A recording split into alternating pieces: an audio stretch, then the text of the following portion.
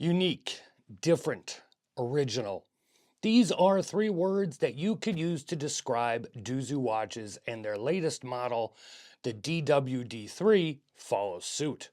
This dual crown watch takes inspiration from the southern right whale, an endangered whale with a current population of 10,000. Make no mistake though, this is not some gimmick watch, and while the entire watch takes inspiration from the whale and its habitat, this is a purpose-built tool watch with a lot of distinct features and an attractive, albeit quirky, design. At 42 millimeters with extremely short lugs, a Miyota 9039 movement, 3 different colors, and a price of $479, this is a lot of watch for not a lot of money. Let's dive in and check it all out.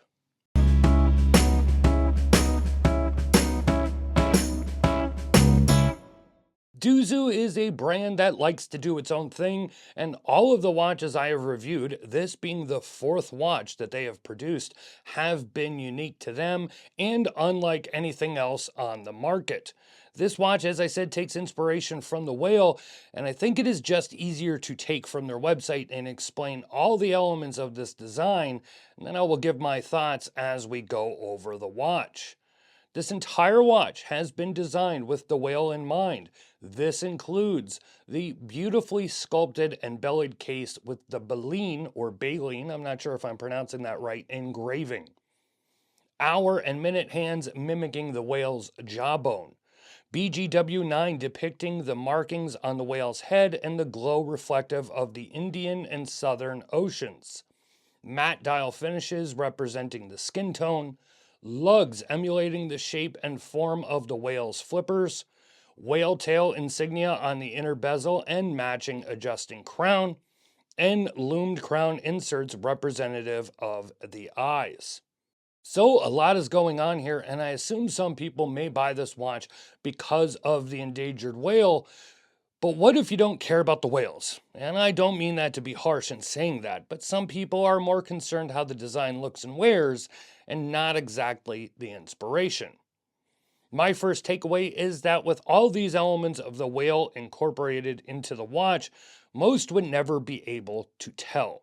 Meaning it doesn't say whale anywhere on the dial. It doesn't have any artwork of the whale except for the caseback. And overall, it's just a unique design. Maybe even a funky design, but nothing crazy that would make one think it was designed after a whale. The case is obviously very different with multiple finishes and those lines engraved into the case, and what really stands out is how the case is finished. The sides of the case, including the sides of the lugs, are blasted, but then the top of the lugs are satin brushed, the outer bezel area or top of the case brushed. And while it may be hard to see, the crowns have dual finishes as well, alternating between brushed and blasted. The area between the lugs where the strap goes is also blasted. This is quite a level of detail for a watch that sells for under $500. When you have something this standout, this unique though, there are bound to be detractors and certain elements that some may not like. One of those areas is bound to be the lugs, as they are very short and most of the time you can't even see them, making it look like a lugless case. Think Helios puck. In fact, the length of this case is 42 millimeters, the same as the width. And with the massive dual crowns, this is a rare instance where the width of the case is actually larger than the length. Speaking of those crowns, both are easy to grip as they are very large, and both crowns are screw down.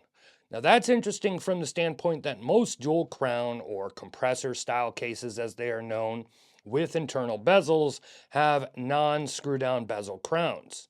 Now I've heard both pros and cons of this, as if the crown screws down, can you use it underwater?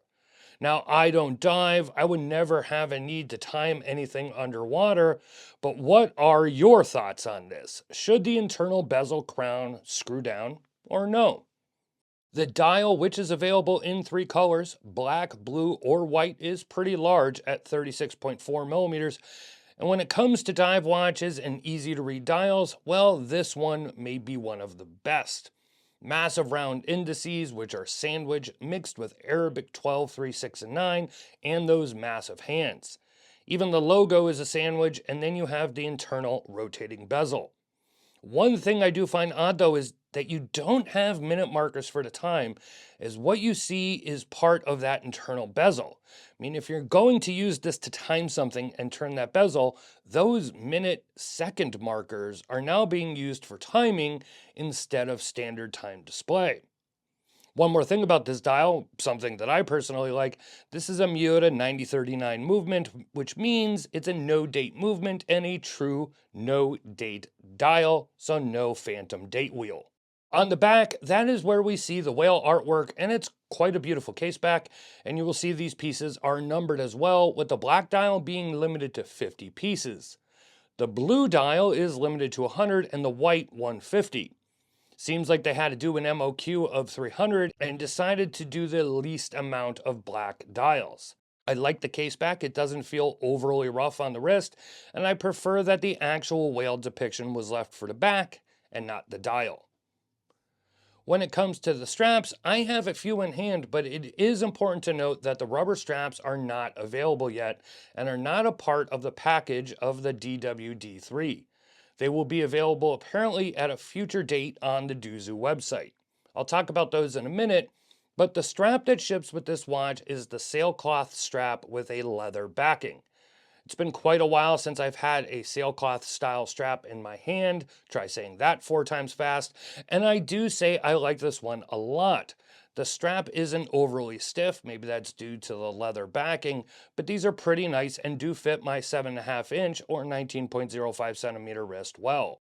Sailcloth is supposed to be pretty water resistant and easy to dry out. I will assume these will be a little different though with the leather backing. As I said, these rubber straps aren't available yet, so I don't have any idea on pricing. I have 2 of them here, and I'm not sure if they will be sold separate or if you can just choose your buckle. But I have one with a standard buckle and one with a deployant. Now I'm leaning towards the deployant as my favorite, and the rubber strap itself is very comfortable. I'm not sure what composition is on these straps either, FKM, vulcanized, or natural rubber, but it feels more like a natural rubber to me. When it comes to wearability, I have to say this watch is just not for me on the wrist. Of course, as we all know, this is very subjective and your wrist is different than mine, but for me, I just don't like the way it wears, which I feel is due to the small lugs and the 42mm length. Holding the watch, I love the look with the unique case and large crowns, but on my wrist, it just doesn't fit properly. I don't have a massive wrist, but I do have pretty flat wrists, and I just find that it sits oddly on my wrist no matter the strap, and I have tried wearing this piece more than a few times, and it just doesn't do it for me. Now, of course, any of you could have a vastly different experience, and if your wrist is smaller than mine or more rounded in shape, it may fit and feel a lot better. And no, I didn't forget about the loom, and man, is this thing loomed up, including on the crowns. And if you love watches glowing in the dark, well, you're gonna like this one because it lights up like a torch. Duzu always goes outside the box, and with this being their 4th watch, I can't say I've loved every design so far, but I will say it is refreshing to see an original design, something Duzu has been able to do for 4 models, and that is no easy feat, especially with all the watches out on the market.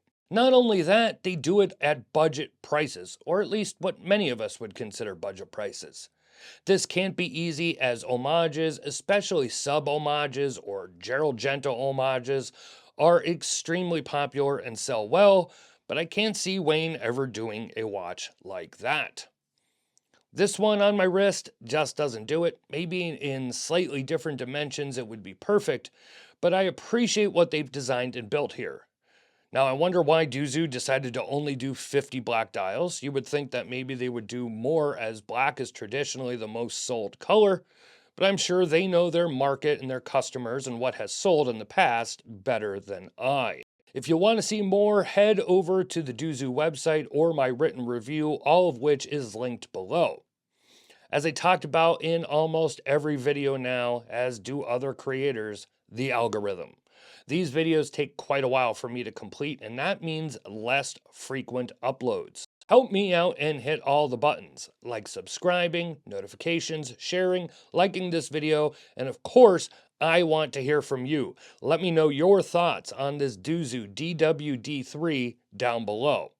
Keep up with us on social media. It's at Watch Report on Instagram and Facebook. This is Don Evans from Watch Report. Thank you all for watching, and I will see you next time.